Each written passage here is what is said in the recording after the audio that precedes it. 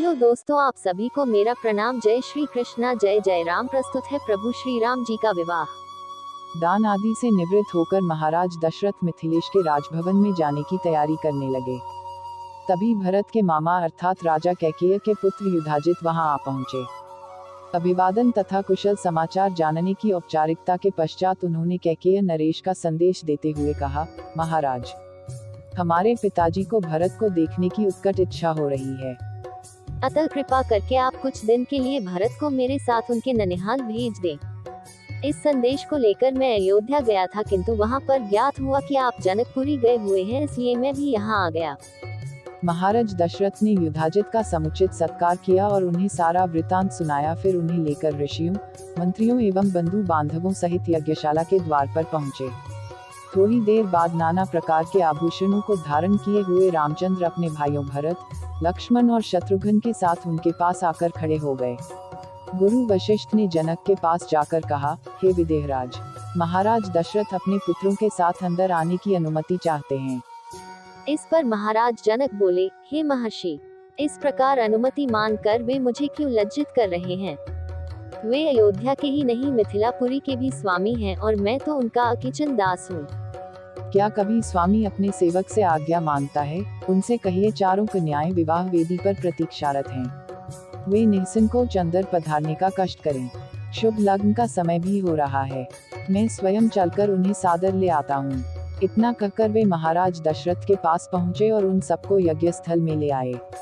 सबको यथोचित आसन देकर जनक ने उनकी पूजा की।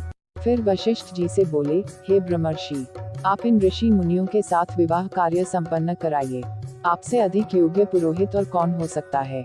गुरु वशिष्ठ, महर्षि विश्वामित्र और मिथिला के राजपुरोहित शतानंद विवाह कार्य संपन्न कराने लगे। सबसे पहले वैदिक विधि के अनुसार विवाह के लिए वेदी का निर्माण कराया गया। फिर अनेक प्रकार के सुगंध युक्त फूलों से उसे सजाया गया। कुछ दूरी पर चारों ओर गमले सजाए गए, जिनमें चित्त को प्रसन्न करने वाले सुगंधित रंग बिरंगे फूल लगे हुए थे। वेदी के निकट कई स्थानों पर स्वर्ण पात्रों में धूप, केशर, नैवेद्य, अक्षत, घी, दही, शहद आदि सामग्री रखी हुई थी। यज्ञ संपन्न कराने वाले महानुभावों के लिए कुश के आसन बिछा दिया गए। गुरु वशिष्ठ एवं अन्य महर्षियों ने वेद मंत्रों का उच्चारण करते हुए हवन कुंड में अग्नि प्रज्वलित की। फिर वशिष्ठ जी के आदेश पर राजप्रासाद की महिलाओं ने जनक कुमारी सीता को लाकर यज्ञ वेदी के निकट खड़ा कर दिया। उस समय सीता जी का मुखमंडल प्रातःकालीन बाल रवि की भांति अनुपम सौंदर्य से देदीप्यमान हो रहा था। नख से शिख तक वे बहुमूल्य रत्नजटित आभूषणों से सजी हुई थी। संक्षेप में कहा जाए तो उस समय सीता की छवि को देखकर करोड़ रतियों का संयुक्त रूप भी नगण्य प्रतीत होता था। सीता इन सब बातों से अनजान दृष्टि झुकाए एकटक पृथ्वी को निहार रही थी।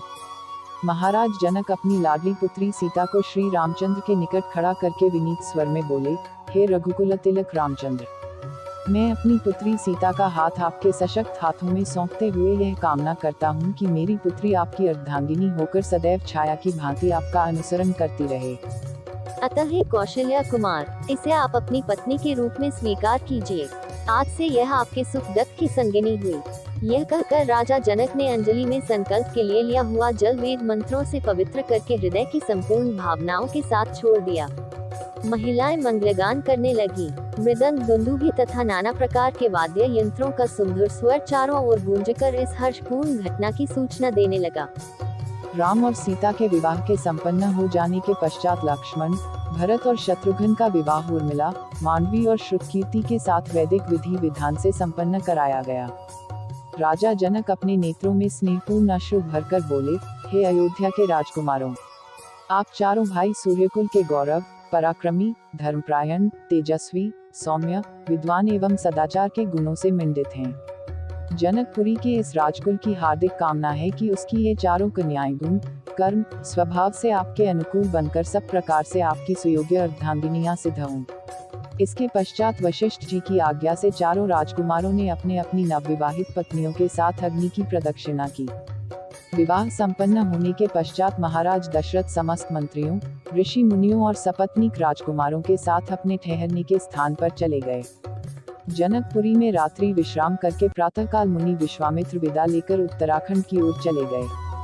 महाराज जनक ने दहेज के रूप में असंख्य दास दासियां, हाथी, घोड़े, गौएं, रत्नजटित आभूषण, वस्त्र, बर्तन आदि नाना प्रकार की वस्तुएं देकर अयोध्यापति दशरथ को विदा किया और उन्हें पहुंचाने के लिए नगर के द्वार तक आए।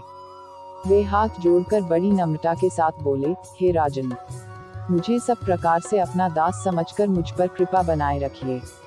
मैं एक बार फिर आभार पूर्वक कहना चाहता हूँ कि आपने मेरे कुल के साथ संबंध स्थापित करके मुझे गौरवान्वित किया है। मेरी कन्याएं आपकी आज्ञाकारिणी एवं दोनों कुलों का गौरव बढ़ाने वाली हों, यही मेरी मनोकामना है। फिर उन्होंने तथा कुष्ठध्वज ने अश्रुपूर्ण नेत्रों से चारों कन्याओं को आशीर्वाद देते हुए विदा किया। धन्यवाद आप सभी का। आपका दिन सुखमय हो। ओम साई राम।